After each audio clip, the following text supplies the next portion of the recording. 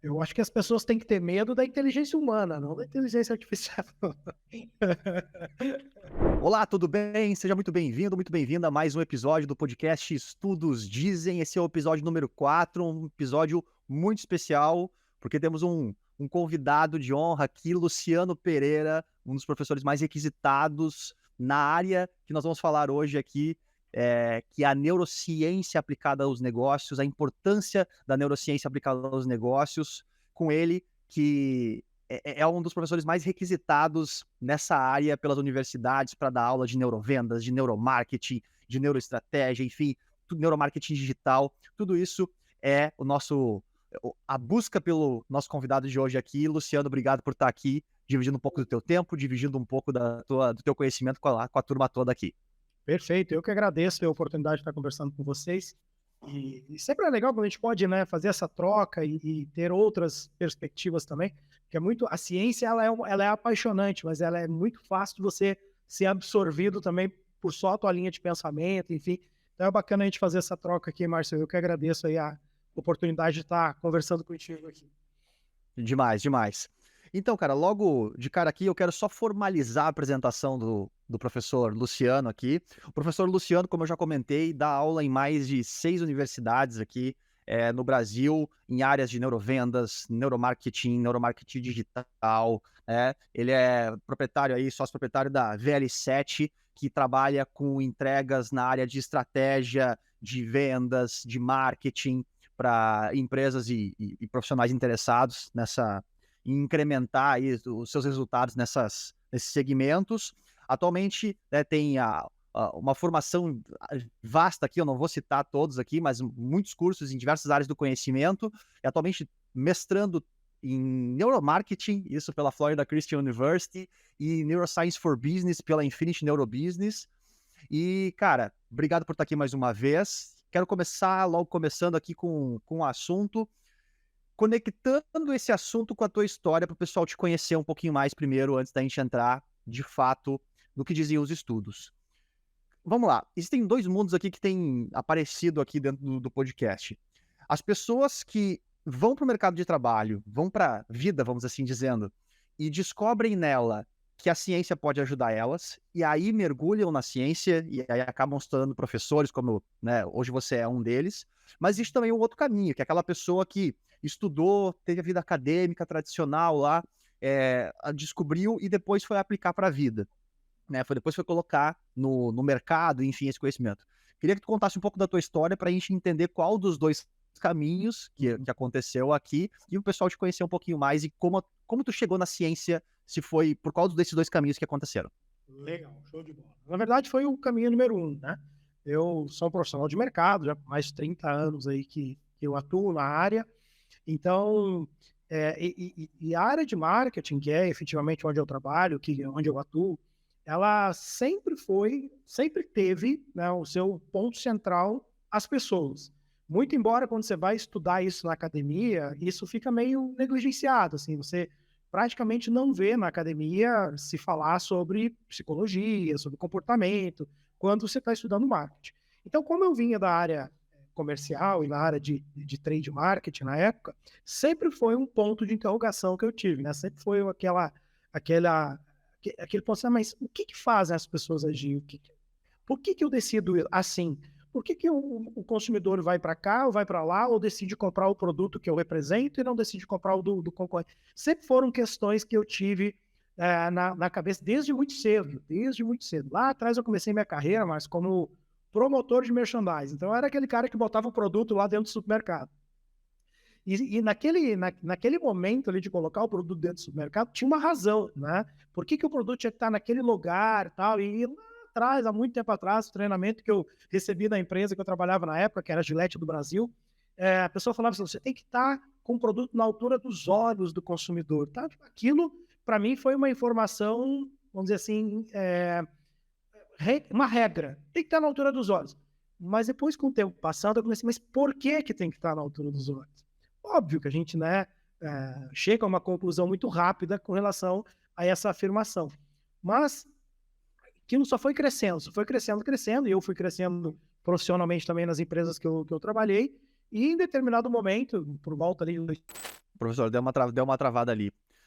Por volta de... 2015, eu já era professor na época, eu me deparei com um artigo em uma revista que é conhecida também, bastante conhecida na época, era a HSM Management, né, que era uma revista muito cara, inclusive, falava de marketing e tal. E naquele artigo falava sobre neuromarketing, né, sobre o que o marketing, para onde o marketing estava derivando, para o estudo do cérebro, de como as pessoas, onde elas veem, onde elas olham. O negócio era da NASA. E aquilo instantaneamente me chamou a atenção. Eu já, como eu disse, eu já era professor na área de marketing, eu venho de uma família de professores, então sempre foi uma coisa que sempre esteve meio na veia, ensinar, né?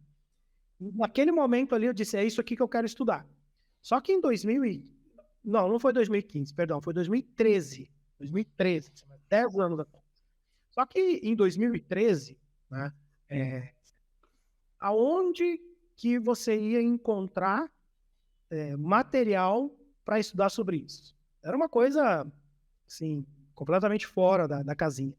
E aí a gente começa a buscar, né, essas informações em livros estrangeiros, enfim, até 2016. Foram 3 anos meio que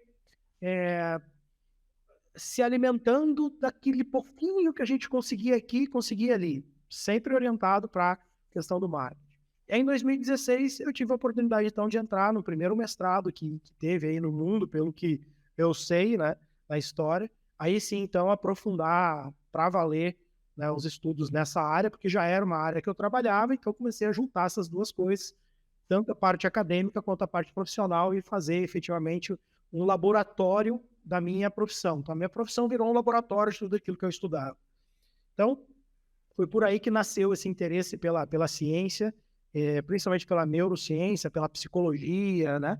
Por conta de querer entender por que o consumidor age daquele jeito e quanto isso é previsível, o quanto eu posso utilizar de uma forma previsível tudo que a gente faz. Então, foi isso que me trouxe até aqui, né? Demais, demais.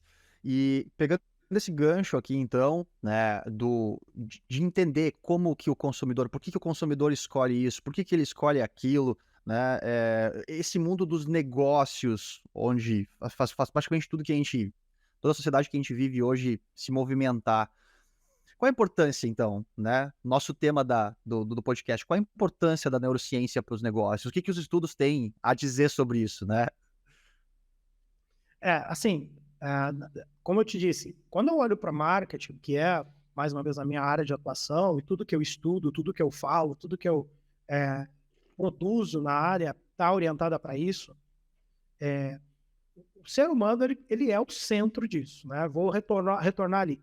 Nas faculdades, nos cursos que tem por aí, tal, raramente se ouve falar de uma cadeira específica ou de algum tipo de informação que fale de como as pessoas são ou como elas agem, tá? Então, a partir disso, foi que a gente começou a direcionar. E isso, sabe quando que começou? Tem um livro muito antigo, já que, né, que os estudos dizem, que chama-se Vamos às Compras. Não sei se você já ouviu falar. Paco Underhill, o nome do autor. E ele foi o primeiro cara que começou a modular isso dentro de supermercados e tal. Então ele fazia alguns experimentos e filmava e depois tentava analisar o porquê que como as pessoas se comportavam daquele jeito, tá? Foi ali que a coisa começou a realmente a tomar força, né, e ficar grande. Te dar um exemplo, historinhas do livro que me ocorreram agora. Ele pegou dentro do supermercado, no setor, no corredor de produtos masculinos, tipo coisas para carro, sabe?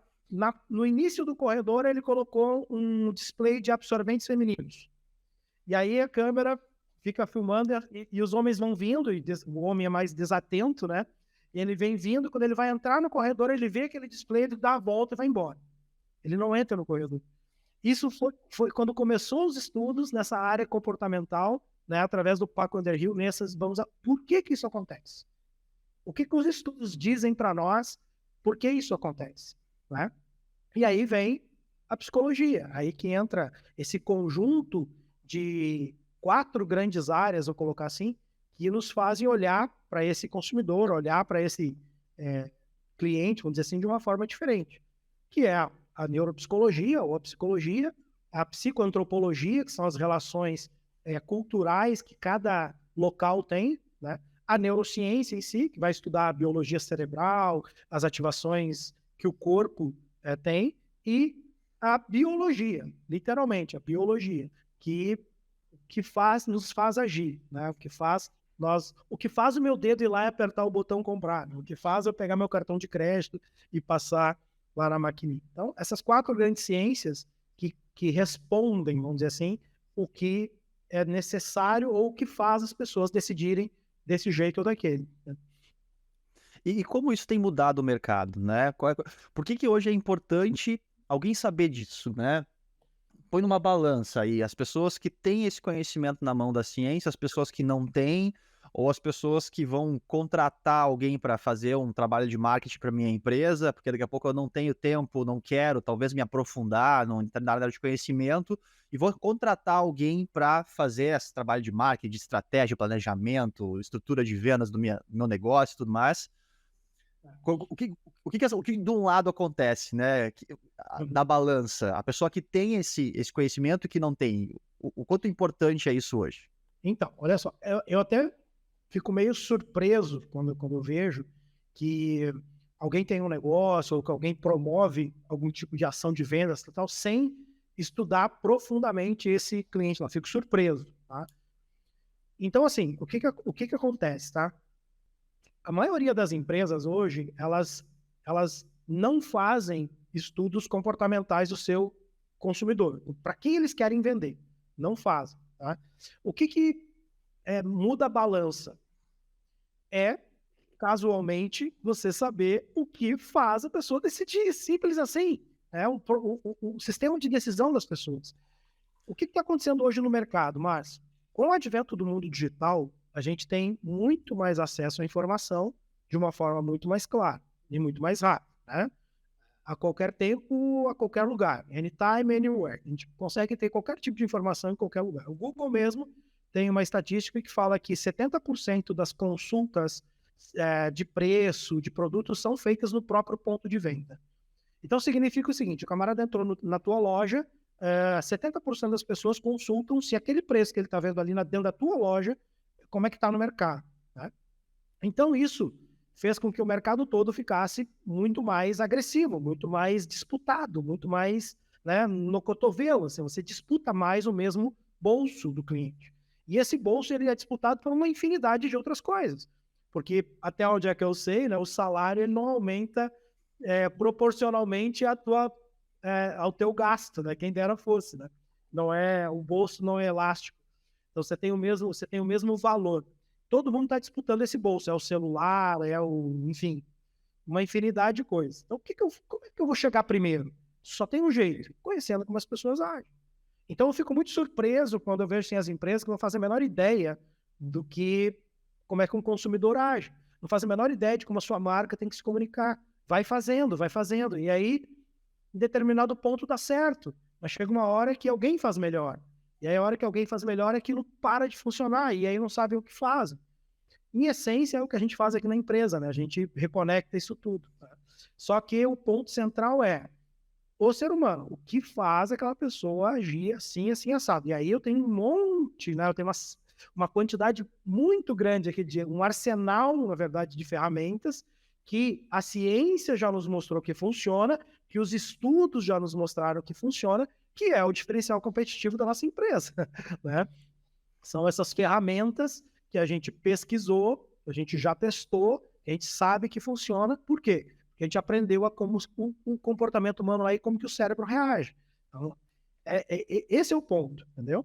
O que faz a diferença é você saber como o teu cliente funciona, como a mente do teu cliente funciona e como o comportamento dele vai acontecer a partir disso.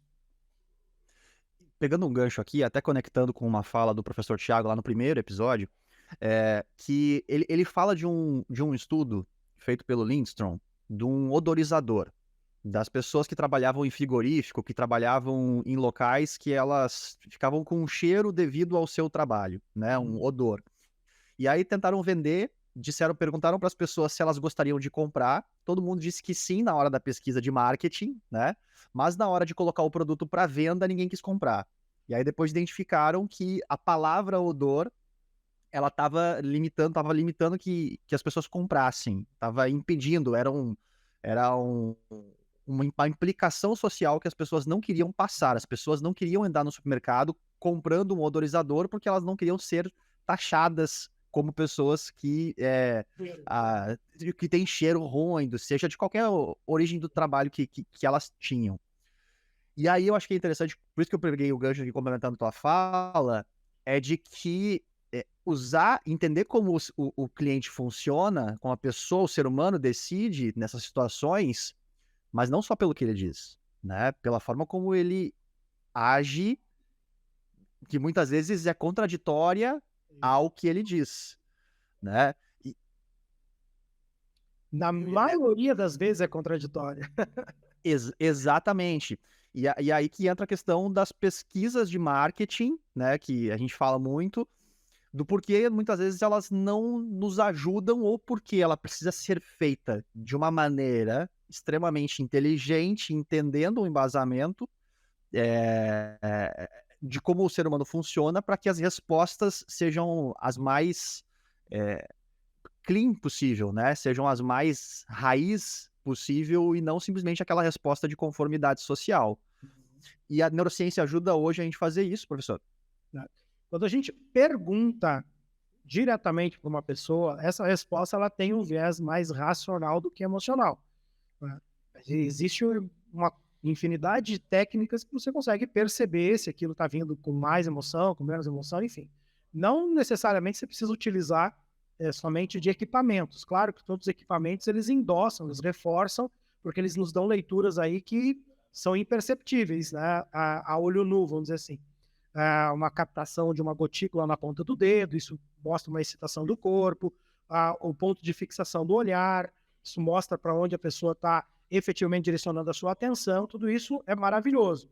E os equipamentos nos ajudam a ver. Mas é possível a gente perceber algumas coisas com um olho um pouco mais treinado, né, sobre como vêm essas respostas emocionais. A maioria, quando você usa perguntas diretas, elas são respostas racionais. Isso até faz parte do nosso processo evolutivo, né? A psicologia evolutiva é uma área que me interessa bastante. Nosso processo evolutivo é assim, a gente faz isso para se proteger, a gente faz isso porque,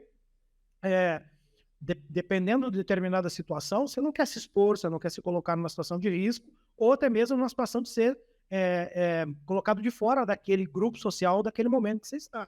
Então, as pesquisas tradicionais de marketing, elas trazem muito esse viés, são essas que você citou. Veja, agora, para chegar numa conclusão que nem essa que foi colocada lá no livro do Lindstrom, quanto tempo de pesquisa, quanto tempo de entendimento para conseguir chegar nessa conclusão, sobretudo na questão cultural. Você comentou, como eu falei, a psicoantropologia, né? A palavra odor, em determinado lugar, ela pode ser uma palavra, aqui para nós, ela é uma palavra forte, ela até é meio taxativa, né? Então, isso pode impactar claramente no consumo.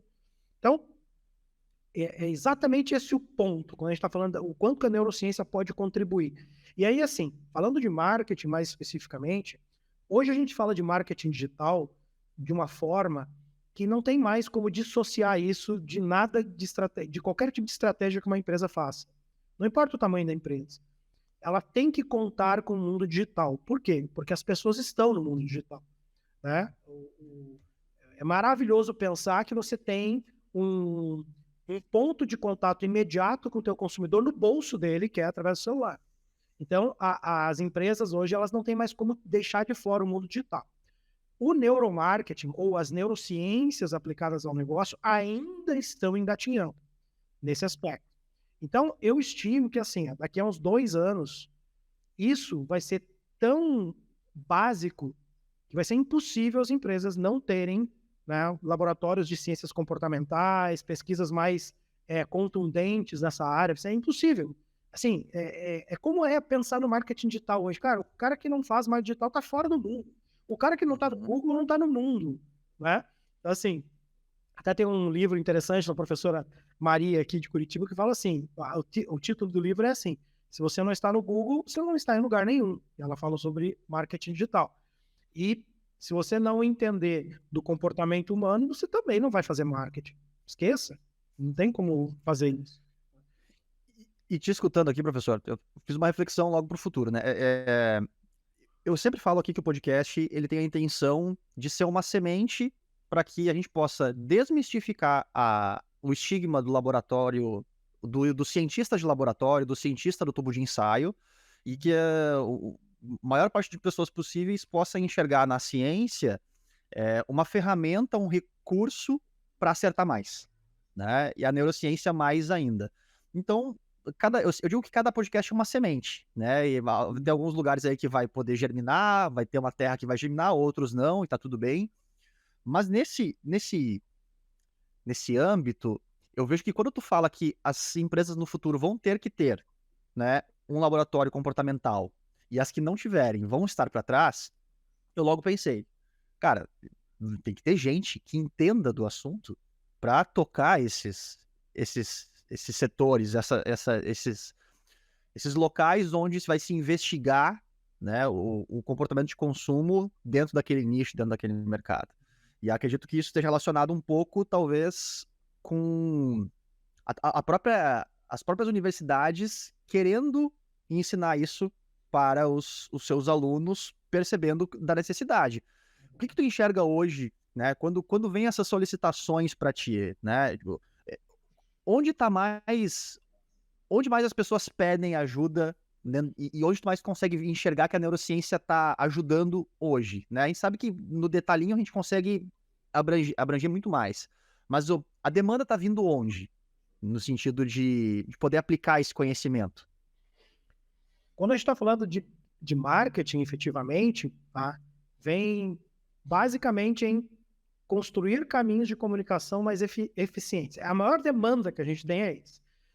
Comunicações mais eficientes, por quê? Para chegar primeiro na mente daquele consumidor. Quando estou falando de marketing especificamente. Tá? Então, a neurociência ela tem contribuído em diversas áreas. A gente está... o que se ouve mais falar nesse momento? O que está mais badalado no momento? Tal das inteligências artificiais, né? ChatGPT, seja lá, tantas outras inteligências artificiais estão aí que então, também estamos engatinhando. A gente ainda vai chegar num nível efetivo aí nesse...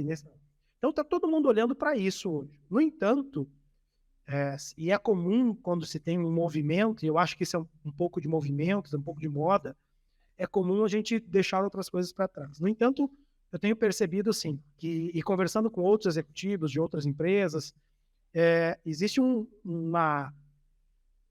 usar a palavra, não quero usar a palavra correta, mas vamos colocar assim, existe um movimento meio que mundial, um despertar, acho que essa é a palavra certa, um despertar mundial das empresas para voltar a olhar para fundamentos básicos do negócio. Tá? As empresas cresceram, evoluíram, diversificaram, foram para cá, foram para lá, e esqueceram os fundamentos básicos do negócio. E os fundamentos básicos do negócio, quando você fecha nesse assunto, você chega aonde? Nas pessoas. Mais uma vez, nas pessoas. Então, veja, é um ciclo que ele acaba voltando a um ponto, claro, ele volta num nível superior, mas ele volta no mesmo ponto, que é o ser humano, mais uma vez. E aí a gente amplia isso para várias ramificações. Eu estou falando aqui de marketing, mas a gente pode falar de comportamento, pode falar de felicidade, que é uma área que você é bastante forte, né? Então, a gente está olhando lá para a inteligência artificial, achando isso tudo muito lindo, maravilhoso tal, e vai nos ajudar muito, e vai evoluir, a humanidade vai dar saltos exponenciais daqui para frente, não são... E quando eu falo exponencial, é um negócio muito rápido e muito longe, né? Uma coisa exponencial tem essa característica, até a gente não vivenciou isso até então. A gente vai vivenciar ainda com a inteligência artificial, mas não pode esquecer de voltar aos fundamentos básicos. E, de novo, o fundamento básico é lidar com as pessoas.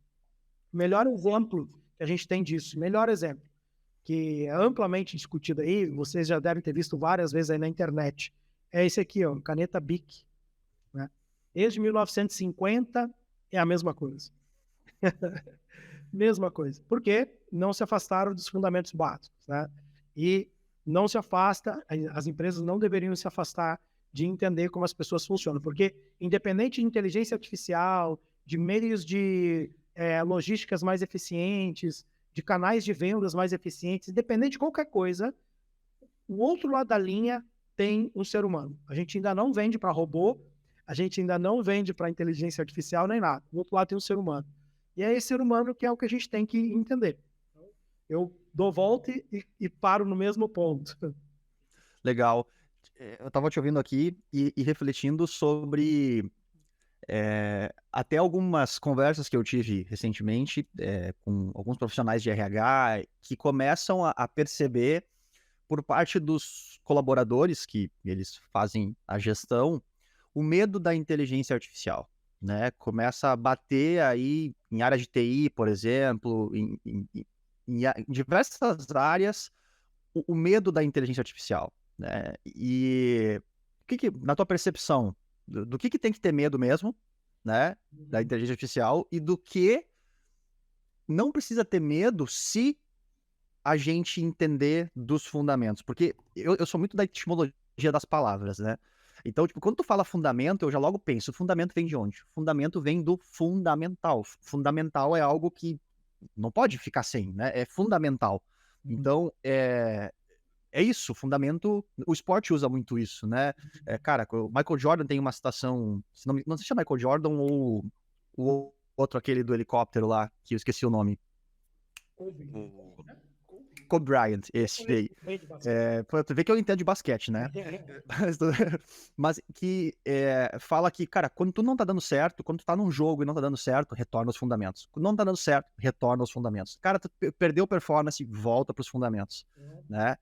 Então, basicamente, mas não é novidade, né? Em tantas áreas. Mas no mundo corporativo, a gente vê que existe um enfeite, muitas vezes, a gente que vivenciou o mundo corporativo, vivencia ainda, a gente vê que tem uma batalha de egos, muitas vezes, acontecendo lá, que faz com que as pessoas, às vezes, queiram, não me interpretem mal aqui, mas inventar firula, né? Que queiram, quero fazer malabares com 10. Não, mas, cara, faz com 3. É com 3 o básico, então faz o fundamento, né? Às vezes, não precisa fazer algo tão mirabolante, mas faz o básico bem feito, feijão com arroz, o fundamento.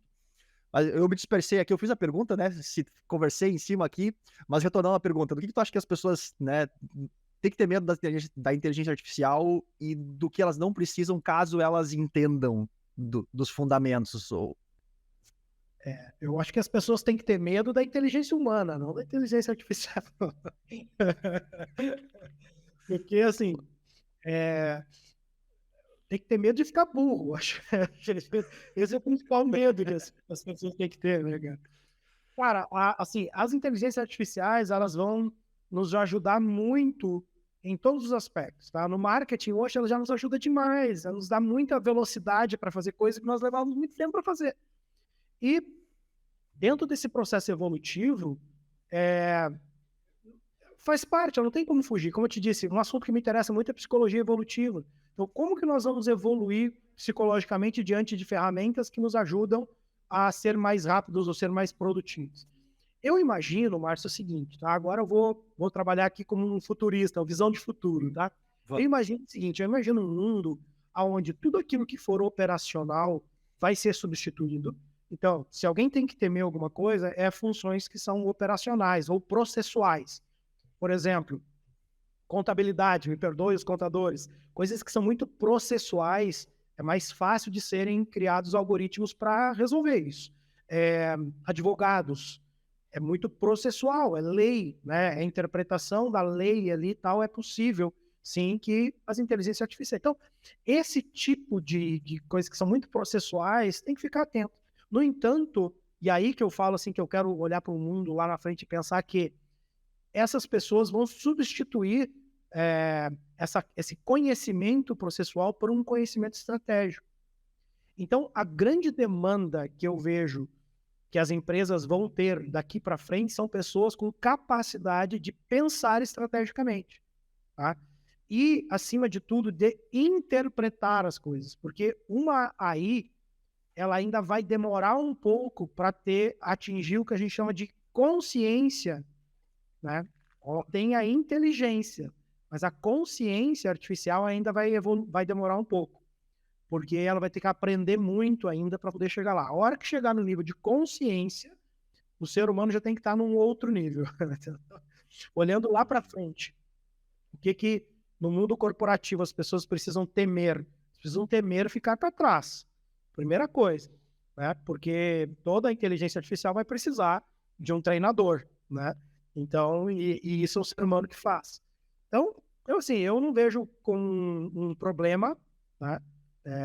Acho que o medo movimenta as pessoas. Acho não, o medo movimenta as pessoas. Isso é uma afirmação, não é um achismo, a gente sabe disso. A emoção, medo, nos movimenta para fazer as coisas. Então, que todo mundo seja movimentado pelo medo, né? Medo de ficar para trás, medo de ficar de fora, medo de ter uma opção melhor, enfim. Acho que esse é o caminho que deve estar surgindo aí nos próximos meses, tá? Não vou nem dizer anos, nos próximos meses.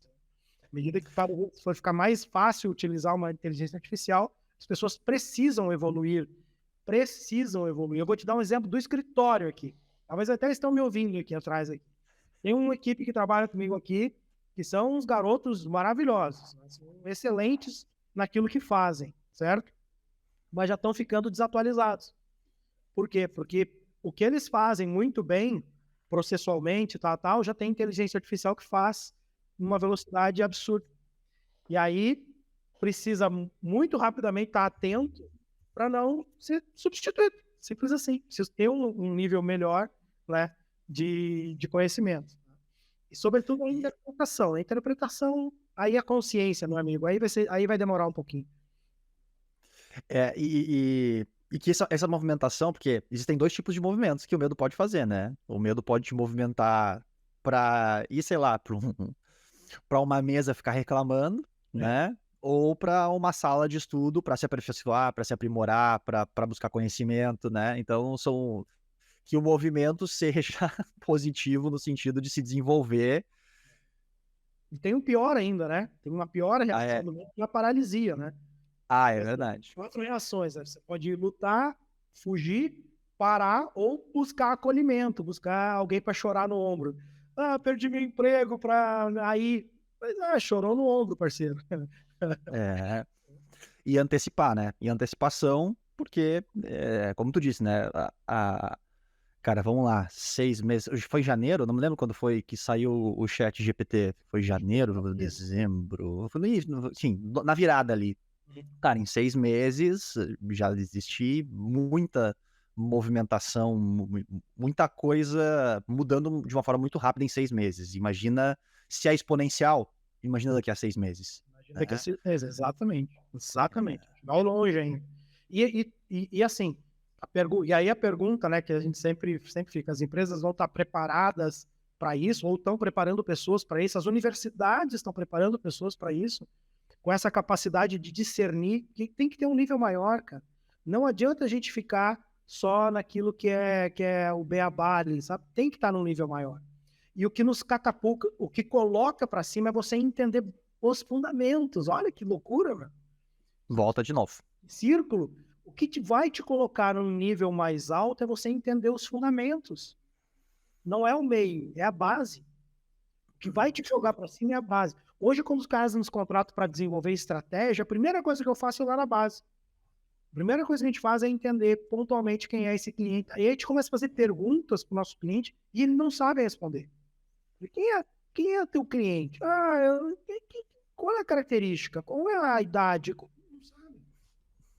Entendeu? Deixa eu fazer uma pergunta aqui, então. Eu sei que, né, existem muitos fundamentos, mas eu queria que tu desse um gostinho, né? Um gostinho aí, cara. Me diz um fundamento aí que, cara, não sai de moda, que é preciso tá sempre atento. Não dá para descuidar dele. Tá, então vamos falar assim, vou falar da minha área, tá? Que é hoje, assim, quais são os fundamentos que são os que eu mais procuro entender e me aperfeiçoar, porque isso cria uma distância gigante de qualquer outro concorrente que tenta fazer, tá? Fundamento número 1 para quem quer vender alguma coisa, para quem tem um produto que tem que botar no mercado, sobre o seu consumidor. Como funciona o sistema atencional das pessoas, do ser humano. Isso é fundamento. Tá? Preciso saber o que te faz parar. Preciso saber o que te movimenta no sentido assim, opa, isso aqui é uma coisa que me ativa. Sem isso, não tem mais nada.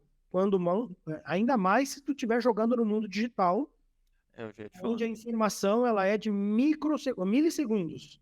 Né? Milissegundos. Você está rolando o feed ali do teu celular, você está vendo, é milissegundos. Então, esse é um fundamento básico, chega a ser redundante, né? Mas é um fundamento que poucas pessoas olham, poucas empresas aprofundam o conhecimento nisso, mas é base para tudo, absolutamente tudo. O cara desenvolveu um design da embalagem top, mas se ele não entende como funciona o sistema de captação da atenção, a percepção, né, todo o movimento sensorial para aquilo, dane-se se a embalagem é top. Não vai funcionar. Que nem o caso aqui do Lindstrom. O odorizador lá para... Cara, se eu não entendo o fundamento de como ativar a atenção das pessoas, já era. Pode botar o melhor produto do ponto de venda que não vai vender. Não é à toa, Márcio, que tem uma estatística da Nielsen. A Nielsen, para quem não sabe, é o maior instituto de pesquisa do mundo. Né? A Nielsen sempre trabalhou com pesquisa de ponto de venda. E nos últimos anos ela adquiriu todos os laboratórios, os pequenos laboratórios de neuromarketing pelo mundo. Incorporou tudo. E hoje ela faz pesquisa comportamental séria e vende dados de pesquisas comportamentais sérias para grandes empresas. A Nielsen tem uma estatística que é bem interessante. Ela fala que 7 a cada 10 produtos que são lançados falham. 70%, por volta de 70%. É um pouco mais, mas vamos deixar em 70%. Então, veja só. 7 a cada 10. Então, a Nestlé, a cada 10 produtos que lança, 7 falham. Por quê? Fundamentos básicos. Volta para as pessoas. Como que eu ativo a atenção? E o que é um produto que falha? Só para vocês entenderem. O produto que falha é aquele produto que vende menos de 10 mil unidades num período de 6 meses. Tá? Então, tu imagina uma empresa investindo milhões em desenvolvimento, em tarará, em produto, técnica, sabor, não sei o que, e não investir nada em compreender como esse consumidor vai ser ativo, a sua atenção vai ser ativada no ponto de venda. Então, esse é um fundamento básico que para mim é inegociável. Sistema atencional. Eu sou frasista, né? Dos post-its aqui, e aí te ouvindo falar, eu me lembrei daquela eu nunca botei nenhum post-it essa, né? Eu nem sei, porque tudo que eu coloco no post-it, ou eu leio e sei quem foi que disse, né? Ou eu vejo alguém falando, né? Nada que tá aqui, não tem nenhuma frase do Einstein que não é do Einstein, né? Aquelas, né? Que nem o Einstein falando sobre marketing digital, né? Aquelas que aparecem por aí. Enfim, mas, cara, do Lincoln, que fala, se eu tivesse 6 horas para 20 horas, não lembro, para cortar uma árvore, eu passaria 8 horas a 6 horas, sei lá, 80% do tempo afiando, né? Enfim, não me lembro exatamente os números, mas nessa índole de, cara, antes de lançar o produto, tu tem que entender o comportamento de consumidor, tem que ir para os fundamentos, um deles, como o professor Luciano está nos falando aqui, que é como funciona o sistema atencional, né? O que faz ele estar andando na rua, vamos usar no marketing, o que vai fazer ele andar na rua e parar e se interessar por algo que ele vê, ou no caso do digital, se eu estou rodando meu feed, o que vai me fazer voltar um stories, né? Ou parar o dedinho para cima, para baixo e voltar no feed. Seria mais ou menos isso, né, professor? Sim, exatamente. E assim, e esses estudos sobre e aí o que os estudos dizem, né? Os estudos sobre o sistema atencional, eles são muito recentes. Tá? Assim, eu sou fã de artigo. Tá? Eu confesso até que nos últimos tempos eu não tenho lido muitos livros. Tá? Eu tenho meio que abandonado um pouquinho os livros, porque o que a gente tem, fora, claro, alguns livros assim, que são bíblias para nós, né? Tipo Daniel Kahneman, né? Que traz toda uma conclusão de pesquisa que ali, fora esse tipo de livro, que tem leitura mais relacionada com pesquisa, eu direciono muito para artigos. E os artigos que lidam com esse sistema atencional, isso está ligado a uma área da psicologia evolutiva, tá? Esses artigos, eles datam de 2005 para cá. Então, 2005 para cá, em ciência, você sabe que 2005 para cá foi ontem, né? Em ciência, um estudo de 10 anos, nem 10 anos, que 10, 12, 13 anos, é ontem, é nada, né? Não chegou nem nos livros ainda, porque leva 10 anos para virar biografia, né? Mais ou menos. Sem contar o tempo que fica no prelo para ser publicado. Gente, se for publicado em 2005, ainda tem um tempinho ali. Mas assim, quando eu pego e vou entender ou buscar entender o que ativa a atenção das pessoas, né, quais são os recursos que ativam a atenção das pessoas, olha como de volta a gente vai circular e vai cair lá nos fundamentos básicos, até dentro do sistema atencional.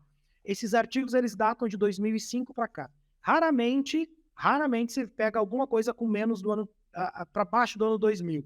2001 tem um outro artigo, mas de 2005 para cá que as pesquisas realmente começaram a ficar mais intensas nessa área, por conta da psicologia evolutiva, por conta desse conhecimento que veio.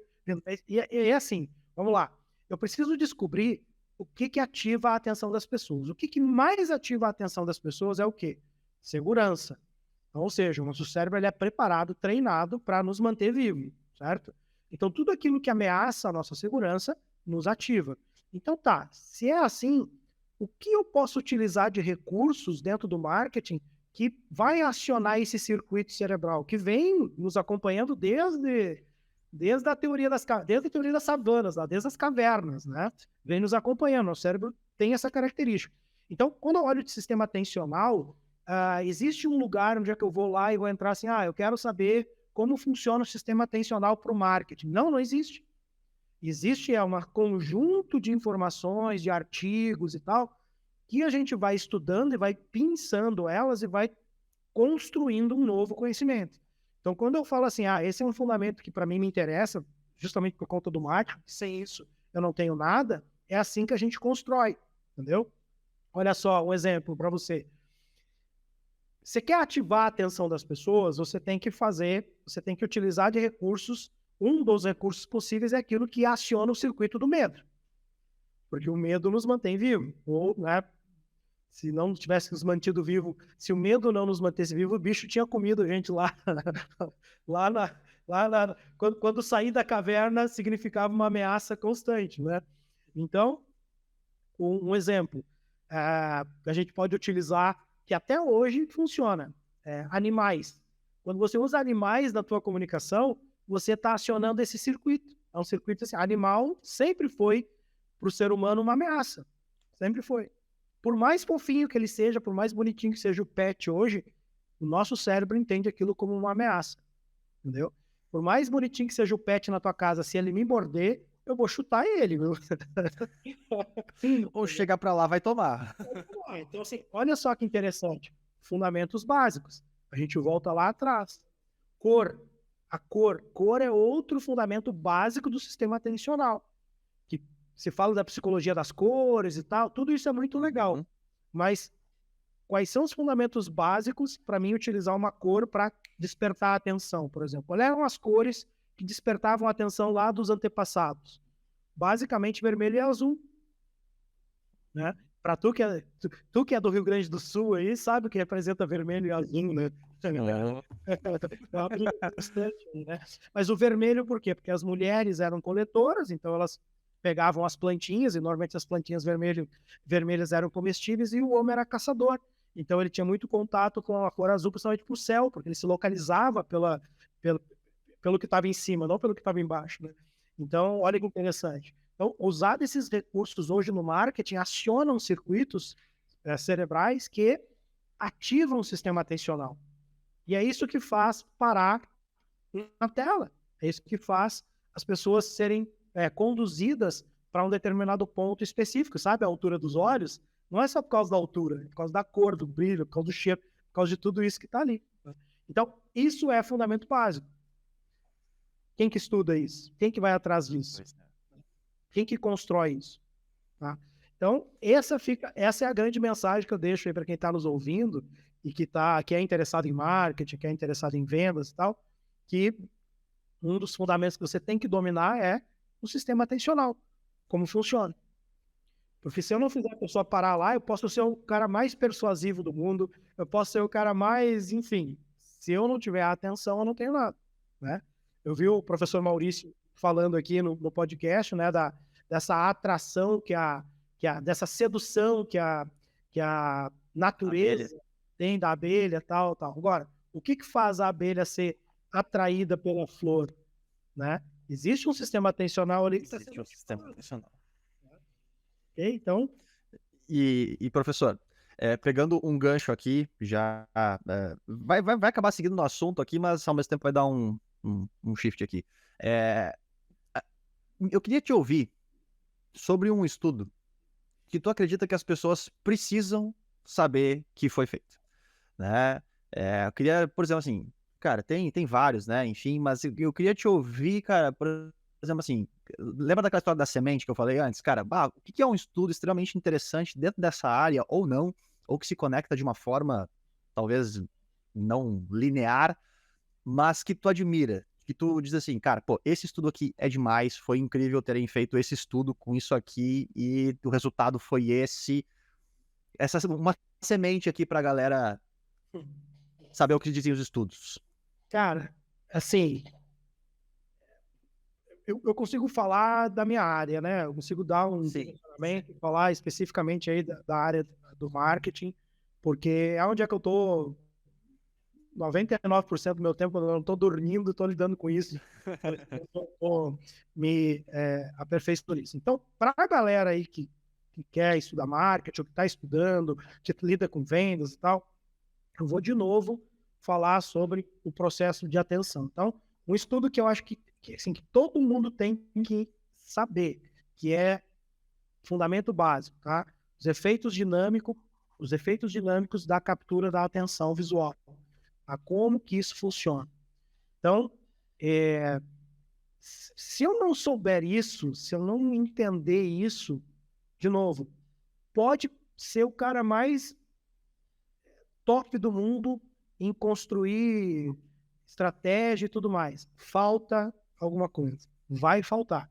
Porque é como as pessoas vamos dizer assim, ó, é o acionador do comportamento, é o acionador que faz as pessoas irem para o próximo nível. Então, para mim, que sou do marketing, para mim, que lido com vendas e tal, e falando para vocês que também lidam com isso, aprendam isso, estudam isso. Inclusive, tem um artigo bem interessante da Northwest University, que está aqui na minha tela, que dá o fundamento básico para isso. Depois eu posso até te mandar o link do artigo, se quiser disponibilizar aí para o pessoal. Show de bola, professor. Começa a te contextualizar de como fazer isso, como que seguir nessa linha, tá? Então, para o meu público aí de marketing e tal, gente, concentrem em aprender isso, porque isso aí é legal. Jogo. E até, galera, a intenção aqui do podcast, óbvio que é uma conversa, né? Mas sempre que o professor citar alguma coisa aqui, na descrição, sempre vai ter lá uma referência bibliográfica do podcast. Então, né, os artigos, os livros que o professor citou aqui, eles vão estar na descrição para que justamente você tenha, de fato, uma semente, né? E não só uma fala, que você, cara, não, beleza, daqui eu vou para ali, aí eu sigo estudando para que as pessoas possam seguir nessa jornada, se quiserem sozinhas ou, né, pedindo ajuda aí de algum dos professores aqui que estão passando por aqui. Uhum. E algum estudo assim que tu acha que, cara, esse aqui não precisava ter sido feito, cara, isso aqui foi ridículo, ou ainda uma descoberta que é genial, mas tu vê que é deturpada pra caramba, que as pessoas pegam aquele estudo e generalizam de uma forma que não é ciência. Assim, eu não sei se já falaram aqui, eu não consegui assistir todos os episódios, mas para mim, de novo, do meu ramo aqui, que é o que dá mais conversa, que dá mais polêmica, é a deturpação que fizeram do livro do Cialdini, né, Armas da Persuasão, já que pegaram lá os tais gatilhos mentais e simplificaram aquilo de uma forma que parece que aquilo é o, assim, resolve tudo. Então você tem que botar gatilho de escassez, você tem que botar gatilho de urgência, você tem que botar gatilho, não sei. Cara, se o ser humano funcionasse por gatilhos, a nossa vida ia ser tão mais fácil. Você não faz ideia como seria fácil. É só botar 2 palavrinhas lá, 3, tipo, últimas vagas. Pronto, vendi todos os meus cursos. Era só botar lá, está acabando, pronto, todo mundo vai lá e compra.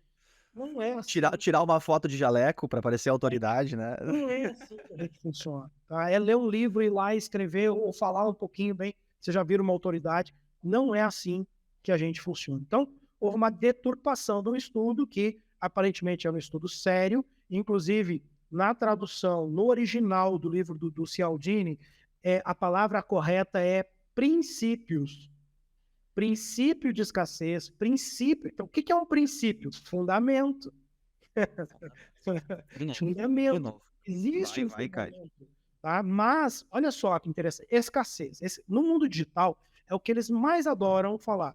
Tá? Eu fico até, me arrepio um pelo, eu fico com raiva. É assim, adoram falar sobre isso. Vamos fazer escassez, escassez. Cara, a geração que está aí hoje não sabe o que é escassez. Nunca teve escassez, nunca passou por escassez. A minha geração passou. Eu venho lá, né, anos 80, inflação no Brasil, nós sabemos que é escassez. Nós temos plantado isso aqui, o que é escassez. Essa galera que está aí não sabe o que é escassez. O que de fato acontece quando eu digo assim, são as últimas vagas e tal, não é escassez. É uma possibilidade de perder algo. E aí é um viés cognitivo chamado aversão à perda, que todo mundo tem. Uhum. Então a gente precisa colocar os pingos nos is nos lugares certos. Eu acho assim uma pena, e é uma coisa que me incomoda quando alguém pega um estudo que aparentemente é sério, deturpa ele para virar um produto vendável. Alguém ganhou muito dinheiro vendendo gatilhos mentais. E todo lugar que eu vou, toda aula que eu vou dar, eu preciso explicar Gastar o tempo. que esse negócio não funciona. E, inclusive, até é uma coisa chata, porque tu contradiz alguns professores. Porque tem professor, infelizmente, que ensina isso, porque não voltam os fundamentos básicos. Né? Isso é bem comum, ainda mais eu que lido com o mundo digital. Então, esse ponto eu queria deixar aqui, né? Sobre Legal. esse estudo que me incomoda, vamos dizer, que você colocou, né? E, Cuidado, sabe? Aprenda a ouvir, aprenda a analisar também. E pegando o gancho também, mesmo que se fizesse o ajuste, vamos traduzir aqui, talvez de princípio para gatilho, ainda tem um outro preditor dentro dessa fala que precisa estar engatilhado, né? Eu precisaria ter esse outro, talvez fosse um gatilho dentro de uma outra metáfora, mas que a gente já sabe que está errada, precisaria estar engatilhado dentro da pessoa e não está ali para todas, né, todas as pessoas. Vamos colocar dessa forma assim, ó. É possível acionar o comportamento das pessoas, disparar um comportamento nas pessoas? É possível. Legal. Quando e como? Quando eu tenho uma carga cognitiva muito intensa. Aí eu consigo disparar um comportamento, certo?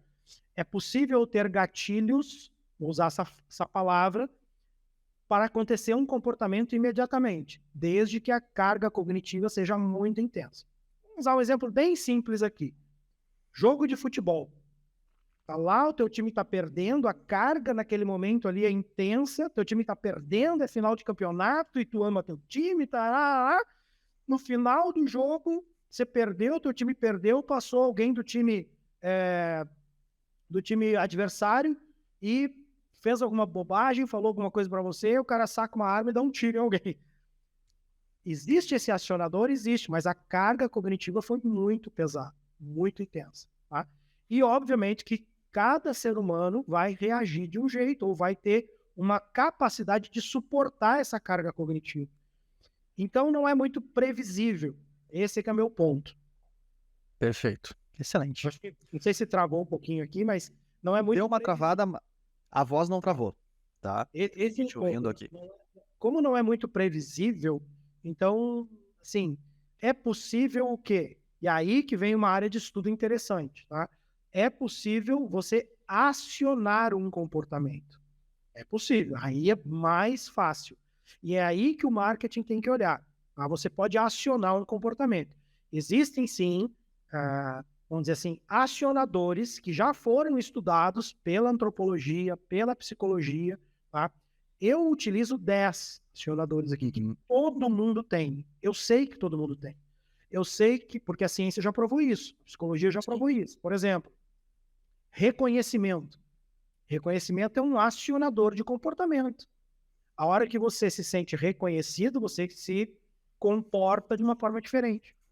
Pertencimento, inclusive são 2 temas que o professor Tiago trabalha muito bem também. Né? Pertencimento, a hora que você se sente pertencendo, você tem um comportamento. Basicamente, grandes marcas, quando elas vendem seu produto, elas se concentram em cima desses 2 pontos, pertencimento e reconhecimento.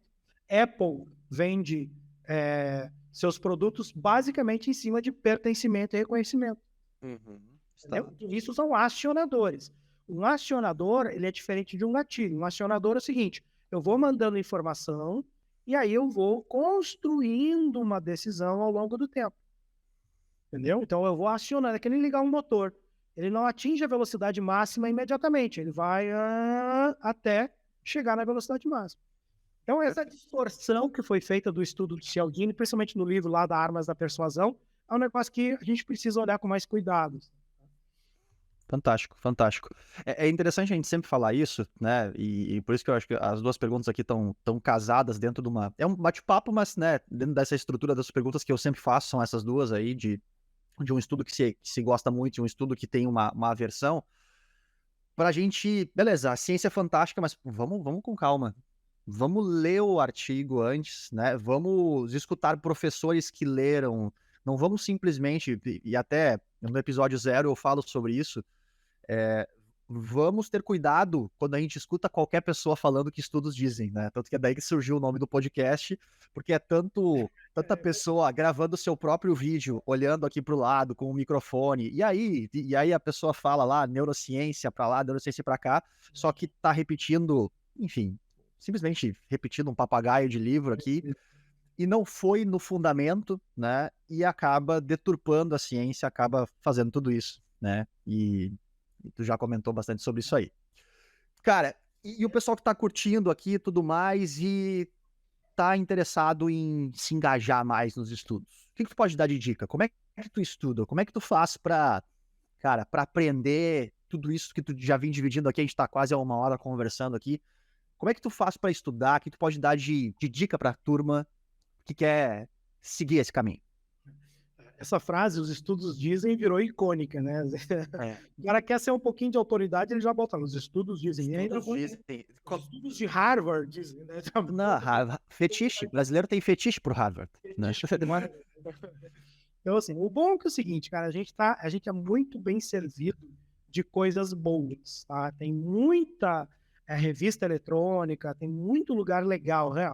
ResearchGate é uma que eu uso, a própria Cielo, enfim, a gente tem uma porrada de lugar bacana, o próprio Google já te dá lá um monte de lugar sério, onde é que você vai fazer, não é na Wikipédia, pelo amor de Deus, né? Mas um monte de lugar sério onde é que você pode buscar referências e buscar artigos que falam sobre isso. A gente vive uma época de muita disponibilidade científica, muita, só que as pessoas não sabem buscar, e assim, é chato fazer pesquisa, né? Eu venho de uma época, e talvez você também, não sei, onde a professora dizia assim, ó, façam uma pesquisa sobre os índios do Brasil. O que a gente tinha que fazer? A gente tinha que sair de casa, ir até num lugar chamado biblioteca, pedir para a bibliotecária livros que falassem sobre índios do Brasil. E o mais absurdo, tu não vai acreditar, a gente tinha que ler aquilo. A gente tinha que ler aquilo para poder escrever e fazer o trabalho que a professora pediu. Então, isso criou na minha geração, e talvez na tua, acho que tu pegou um pouquinho disso também, essa coisa do pesquisar. Que a galera mais nova hoje que tem o Google, né, que simplifica tudo, que ótimo, maravilha, eu amo o Google, que simplifica muito, só que talvez não tenha dado esse ímpeto pela pesquisa, sabe? De ir atrás, de pegar um fiozinho e ir puxando aquele fiozinho e vai no outro, e vai no outro, e vai no outro, e vai no outro. A minha metodologia de estudo é essa. Eu pego um problema-chave que eu quero, a atenção. Como é que eu cheguei nessa história da atenção? Digo, cara, o que faz as pessoas parar no meu anúncio e não parar no anúncio do concorrente? Ou né? O que eu faço? Preciso entender a atenção. Aí comecei a buscar sobre a atenção, autores, pessoas que falavam sobre isso e pum, cheguei num lugarzinho. Aquele lugarzinho ali eu fui puxando, aquele fio. Opa, aqui me disse uma coisa. Tá, mas agora eu preciso entender que quais os recursos práticos que eu posso utilizar. Vou lá e pesquiso recursos práticos da atenção. Me joga para outros autores. E aí eu vou buscando. E eu tenho uma característica assim. Eu busco muito em artigos. Os livros, eles me dão um direcionamento, né, um ponto talvez inicial, mas aonde eu vou ver se efetivamente aquilo virou algo positivo ou não são os artigos, porque o artigo está muito mais relacionado com a pesquisa em si, né, do que efetivamente com a conclusão do autor. Mas a pesquisa em si, a raiz da pesquisa, o fundamento básico de como está sendo produzido aquele material, né? Um exemplo aí que eu acho que é bem na tua área, que a gente ouve bastante, né, os estudos dizem, né? Que é o hábito se faz em 21 dias. Ah, Né? esse é difícil. Esse aí é uma coisa que a gente ouve bastante, né? E quando você vai ler o artigo de quem estudou isso, a resposta é que é inconclusivo. Não Não, é possível afirmar isso. e também a questão tem também uma origem de que foi um cirurgião plástico, Exato. né, que escreveu o seguinte: eu percebo que meus pacientes demoram em torno de 3 semanas para se adaptarem a seus rostos, se acostumarem com seus rostos novos depois da cirurgia e intervenção plástica. 21 dias. Então, um hábito 21 dias. Cara, e daí foi, enfim, né? A deturpação. Cabe mais um lá naquela lista lá dos estudos deturpados. Os estudos deturpados. Eu vou dizer uma coisa para ti. Deposita 1 milhão na minha conta para ver se eu não fico com o meu hábito de riqueza no outro dia. Aqui, ó, rapidinho, rapidinho. E uma outra coisa que tu falaste sobre o artigo, eu acho interessante citar também, é a velocidade. Né? Porque quando tu falou, eu gosto do artigo. Por que o artigo é melhor que o livro? Porque, vamos lá, o artigo, depois que ele é escrito, ele vai no que a gente chama de prelo, né? Para algumas revistas publicarem ou não, aceitarem a publicação. Aí ele é publicado. Depois que ele é publicado, o autor de um livro, que está escrevendo o livro, ele vai sempre escrever o livro depois do artigo, porque o artigo foi publicado, muitas vezes o artigo demora algum tempo até ele ficar, entre aspas, famoso, e depois disso que ele vai colocar no livro dele, que também tem o seu tempo de demora para ser editado e publicado. Então, querendo ou não, se a gente ficar só no livro, a gente está um pouco atrasado em relação a quem vai no artigo direto na fonte. Para quem lida com ciência, com a ciência, como nós lidamos aqui, para mim a melhor fonte é literalmente buscar as pesquisas na sua raiz. O livro é mais fácil? Claro que é. Né? A própria forma de construção do livro, da leitura, enfim, tudo é mais fácil. É difícil ler artigo? É difícil. E ainda mais que, assim, grande parte dos artigos que falam sobre esses temas, eles não estão em português, né? Eles estão em inglês, estão em alemão, né? Tem bastante coisa em japonês também, tem uns artigos aqui. Né? Graças a Deus que nessa hora o Google ajuda bastante, viu? É verdade. Nessa hora o Google ajuda bastante. Então, essa é a minha forma de aprender, minha forma de buscar entender. E até hoje, tudo que assim eu procurei pesquisar na área sempre surgiu de uma necessidade prática, sabe? Surgiu de uma necessidade do dia a dia. Né? A necessidade de entender a atenção é porque, cara, eu preciso chegar primeiro na cabeça do consumidor do que os meus concorrentes, dos concorrentes dos meus clientes, por exemplo.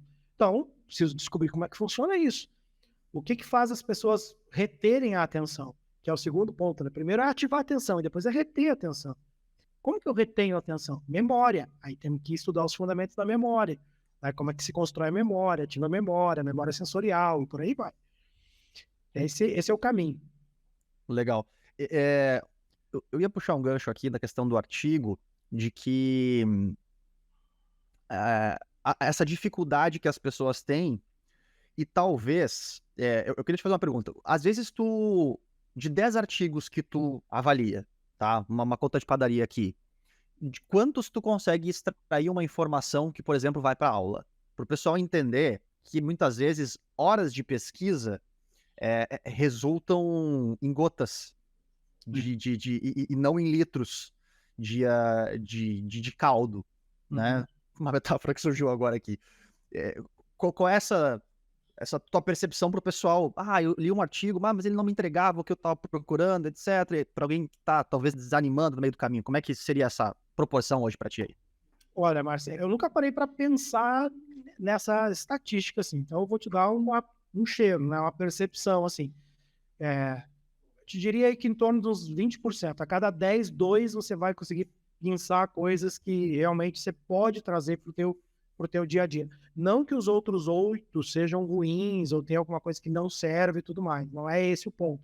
Porque depende muito do objeto, daquilo que você está buscando entender, né? Olha, o objetivo daquilo que você está buscando entender. Então, é um processo de pesquisa mesmo, literalmente como pegar a Barça lá na biblioteca e ficar folheando até você chegar e ler a partezinha até chegar naquilo que você quer, né? Literalmente assim, tá? Eu diria aí, sei lá, em torno de 20, a cada 10, 2 ou 3, você consegue extrair coisas que respondem o objetivo daquilo que você está buscando. Pelo menos essa é a minha percepção. Até vou começar a prestar mais atenção agora na pesquisa de quanto, né, você consegue capturar aí daquilo que você quer. Claro que o meio digital, o Google, ele já te ajuda a filtrar muita coisa, né? Sabendo fazer a pesquisa de forma correta, você já filtra muita coisa, né? Mas é mais ou menos por aí, tá? E claro, a gente lê tudo, lê todo um artigo. Não, um artigo às vezes são enormes, 200 páginas, mais que um livro, né? Não dá para ler tudo, mas você lê um resumo, e no resumo você já tem um certo direcionamento do que ele vai te trazer como conclusão no final. Então é mais ou menos por aí que eu sigo na hora que eu estou pesquisando ou buscando entender alguma coisa. Beleza, fantástico. E, cara, uma última pergunta aqui antes da gente ir pro encerramento. Tu já falou um pouco sobre isso ao longo da conversa, mas eu queria te perguntar de forma oficial para ter a resposta aqui, cara, que é cenário acadêmico brasileiro. Cenário, vou apanhar. Mas vamos lá, eu acho assim, ó. Acho não, eu não gosto dessa expressão eu acho, embora, né, uma coisa que sai meio no automático, mas eu penso assim, o cenário acadêmico brasileiro está mudando, tá? Isso é fato. Mudando por quê? Pelas próprias demandas de aulas que eu tenho, por exemplo, tá? Isso significa que existe um grupo de empresas, né, faculdades e universidades que estão se preocupando mais em olhar para um futuro e tentar trazer coisas mais consistentes. E a grande parte ainda está jogando o jogo comercial. É um negócio e eu preciso de aluno, e para mim ter aluno eu preciso ter preço baixo e tudo mais, né? Ainda tem isso aí. Infelizmente, hoje você faz uma pós-graduação pagando R$ 100 por mês. A pergunta que eu te faço é, uma pós-graduação que você vai pagar R$ 100 por mês, qual o nível, a qualidade dos professores que estão lá entregando conhecimento para você? Essa é a pergunta que você tem que responder quando você quer se candidatar a fazer uma pós-graduação. Quando eu fiz a minha primeira pós, eu tive que me candidatar a fazer a pós. Fiz uma entrevista, fiz uma banca para pós. Hoje nem se pensa nisso, né? Então, o cenário acadêmico do Brasil, eu sou um otimista por natureza, eu sempre olho as coisas sobre o ponto de vista de ser otimista. Eu acho que a gente está evoluindo a passos muito lentos, mas estamos evoluindo, tá?